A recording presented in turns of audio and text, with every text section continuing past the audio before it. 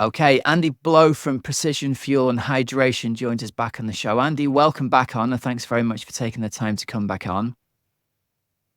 We really wanted today to focus on talking about fueling and the way we can help athletes with 70.3 and Ironman get to understand how much fuel, how much carbohydrate fuel they need to get through their Ironman races. So the first thing I thought we'd kick this off with is there's often a confusion with our athletes as the difference between if they buy a bar and they look at the number of calories that there are on the bar, and then the number of actual grams of carbohydrate and the calories that come from carbohydrates. So could you start by talking about the differences between those two, please?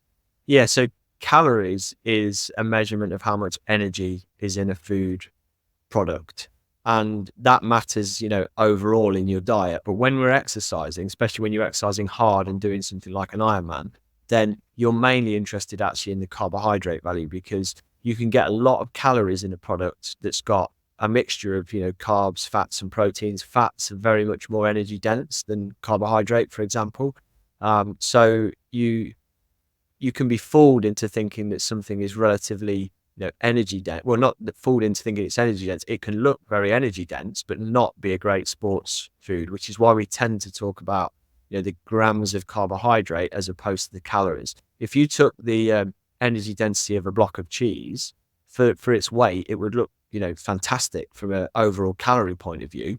But as we all hopefully know, that's not going to be a great food to pull out your pocket on the bike ride and start chewing into, because it's almost going to be exclusively fat. You want to get carbs in. In 1 gram of carbohydrate, you've got 4 calories.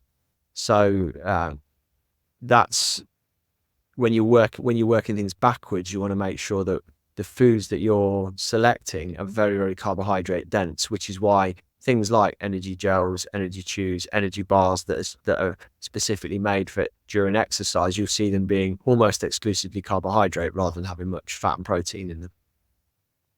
Yeah, and I think that's really important, because I remember being in certain Facebook groups and reading people's, what should I eat on the bike during an Ironman? And although it is quite common for people to get, I think the phrase is like taste blind, or they have too much sweet stuff during the ride and they say, I fancy something savory. Some of the advice that I read in the Facebook groups that were going on with people saying, I love having a pork pie. I take a pork pie in my special needs bag, or I take cocktail sausages was another one. Things you can buy from the snack section of the supermarket. And again, if you look at the calorie content, there's plenty of calories in there, but it's a large amount of protein and a large amount of fat in there, which isn't really doing the job that you need it to do come Ironman race day. So I think it is important for athletes to look at the makeup of their sports nutrition and see how much of the calories that's in there is coming from carbs and how much of it is also from the fat and the protein that's in there as well. Definitely. And we've seen in the last few years a trend of athletes trying to and being able to consume more carbohydrate calories, which means obviously taking in more food overall. But that means if you are taking in things with like fats and proteins in, which are harder and slower to digest, that can interfere with that. So with the guys and girls at the really sharp end of the races that we're typically working with, we see them essentially taking exclusively carbohydrates for energy and not a lot else at the moment. Yeah. Okay. So let's talk a little bit about guidelines then. In terms of grams of carbohydrate per hour that athletes should be looking to take in, what would be some rough guidelines, and how does that vary depending on the conditions, how fast they are, how hot it is, things like that? Yeah, there are some pretty decent scientific guidelines out there now, and a lot of research that's been done in this area. Typically, we don't see many people operating for a long duration. It's something like an Ironman on much less than 40 or 50 grams of carbohydrate per hour. It used to be thought that 60 grams an hour was kind of the upper limit, which faster athletes should be aiming for. But that in recent years has been completely blown out the water, partly by some advances in understanding combining different sources of carbohydrate, so combining glucose and fructose rather than just using glucose or fructose, because you can absorb more quickly. And partly just, I think, through honestly athletes kind of experimenting and pushing the limits really, and finding that the faster they're going, the more fuel they need. So it's not uncommon now to read case studies or hear about athletes taking 120 grams of carbs an hour. I would say that that's an aggressive amount for the majority of athletes, and that a good starting point would be aiming for somewhere between 60 and 90 grams of carbohydrate per hour. Looking at the lower end, if you're a bit smaller, if you're less experienced, if you're not moving as quickly, but trying to push it upwards closer towards the 90 grams if you're someone who is moving a bit faster, if you've got a bit more experience, you've got a bit more resilient stomach, and you're wanting to perform more at your best rather than just get round. Okay. So smaller and slower athletes more towards the 60-gram end, bigger and faster athletes more towards the 90-gram end. Is there any evidence to show that this is trainable as the training progresses? Could people start lower and gradually try and increase the amount they take in? Yeah, there's not tons of really robust scientific evidence. There is a little bit of scientific evidence, but there's a lot of anecdotal evidence that's emerging, and we see it all the time in athletes that we kind of help over a period of weeks up to an event, that we can usually nudge up the amount of carbohydrate that they can tolerate. Some people's stomachs just seem to be really resilient, and they can pretty much absorb whatever they can take in quite quickly. Other people who are a bit more sensitive with that, they require a bit more of a slow and steady approach. But like with most aspects of your physiology, you can kind of nudge it in the direction you want it to go if you're patient with it. And I would say a top tip would be, if you're starting, say, 6 or 8 weeks out for an event, and you're increasing the amount of carbs you're taking, if you are someone who's suffered with a bit of a dodgy stomach in the past, then try and peak the amount of carbohydrate you're taking in a big training session a few weeks out from the event, but then actually come back down again for the race, so that you're not rolling the dice with actually upsetting your stomach on the day. But you know that if you wanted to aim for 90 grams, you get there in training, but you're on the edge of that, maybe pull it back to 75 or 80 on the race, and then be a little bit more conservative. Okay. Is there a difference between what athletes can consume and absorb on the bike and on the run? Do you tend to see a difference there? I think there is. There's certainly what we see in practice is we see Ironman athletes, especially in 70.3, taking considerably more per hour on the bike than on the run. And I think there's several reasons for that. One of them is logistical. It's easy to carry and eat and drink on the bike, because you've got sections sometimes where you're freewheeling, or where you can soft pedal a little bit. You're not breathing as hard.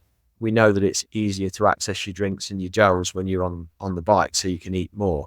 We kind of call it in-house here, we call it front loading. So we see athletes front load their calorie, their carb, and their hydration intake on the bike. And then once you get onto the run on a 70.3, some of the athletes are only out there just over an hour, or an hour and a half, and therefore the amount of time you've got to get fully depleted is limited. So you can kind of get away with a slightly more skimpy approach to your nutrition and hydration on the run. In Ironman, it changes a little bit in that, yes, we still see people eating and drinking more per hour generally on the bike, but the better athletes tend to keep a high level of intake up on the run as well, because even the fastest athletes are out there getting close to 3 hours, or between 2.5 and 3 hours on the run. So if you don't keep that level of intake up, you do run the risk of either hitting the wall or becoming dehydrated or depleted. So working on finding ways to keep that level of fueling and hydration up on the run is really important.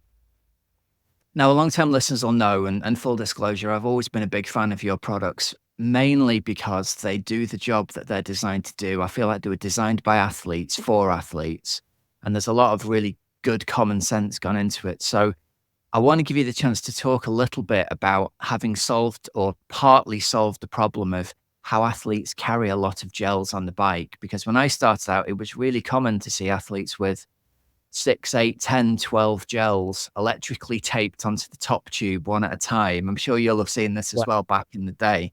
So talk a bit about the flow gel and the flow gel cap that you've got available for athletes, because I think that makes things much, much easier for them. Yeah, like you, Rob, I've been doing Ironman a long time, and I used to be there squeezing multiple gels out into a bike bottle to try and carry enough energy for all or the majority of the bike ride on its go. And we saw athletes, we had our 30-gram gel, the standard size one. We brought out our 90-gram gel, which is a bigger pouch, which we thought would be good for athletes on the run. But what we saw athletes doing a lot was dumping those into bike bottles. And we're like, well, surely there needs to be a more elegant solution than this. So we kind of re-engineered the gel to make it a bit runnier. So it's the same ingredients, but we've made this one called Flow Gel. It comes in a bigger pouch. So you've got 300 grams of carbs. So that's 10 servings of a regular energy gel.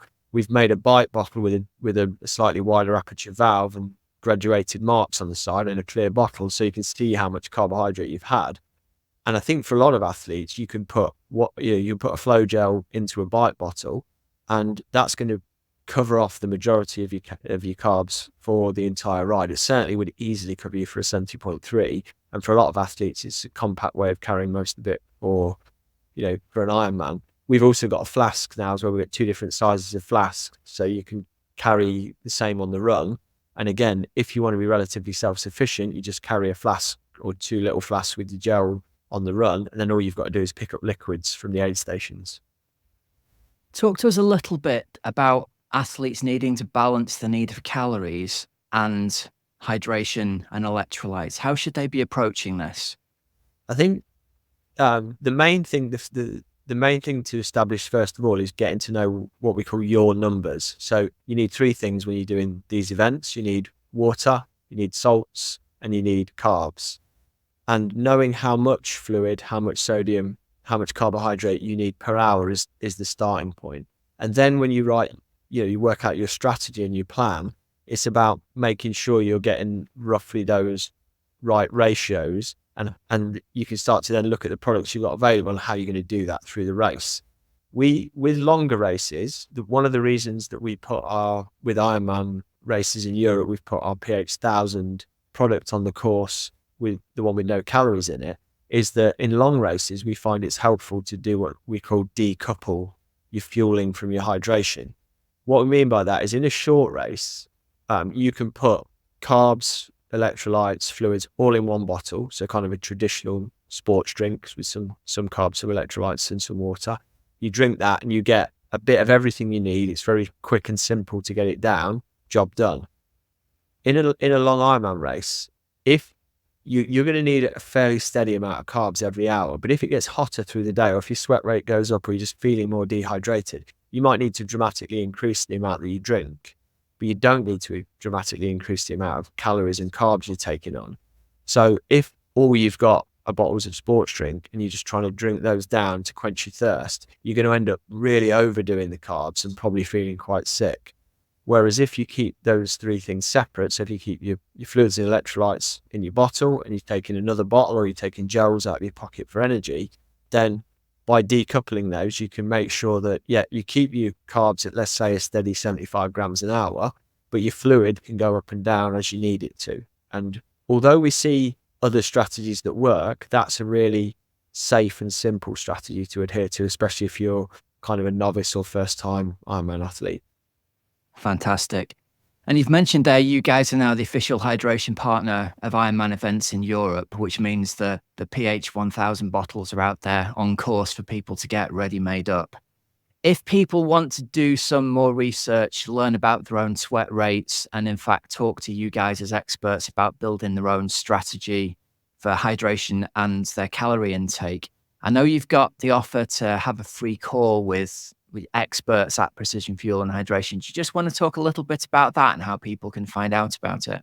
Yeah, that was something that was born what feels like quite a few years ago now, out of COVID, when we couldn't go to events, because we used to love going to events and talking to athletes about their fuel and hydration strategy. I think that's how we met you, Robert. I'm Bolton one year. We were That's right, yeah. sweat testing, and you came in on a sweat test. We chatted to you about your strategy. That was how we got to know what athletes were doing and how we could help them.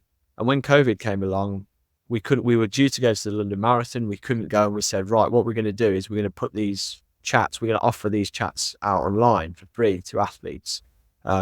We put them out online. We didn't cap the numbers, and I think we got about 75 video calls booked in the first few days. So we had to it was like an all hands thing. We got everyone in the company was doing this for a week, and it's just kind of carried on. And now we've actually built a squad. We've got sports scientists, nutritionists, we've got athletes who are all in this squad. And if you go to our website, go to the footer and book a free video call, you can talk to one of those humans. You get a 20-minute slot, talk to whatever you you can talk to them about anything to do with your fueling and hydration, and they're there to help. They're not going to try and sell you anything.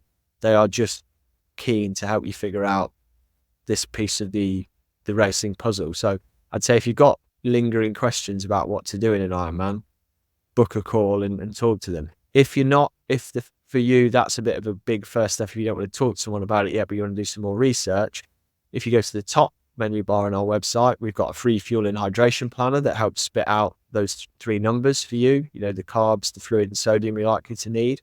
We've got a knowledge hub with loads of blogs in there. And we've also got, under the athletes tab, we've got athlete case studies. So you can go and look at case studies where we've broken down what did so-and-so eat and drink to finish an Ironman. And you can kind of look at those for inspiration. So there's lots and lots of resources on there.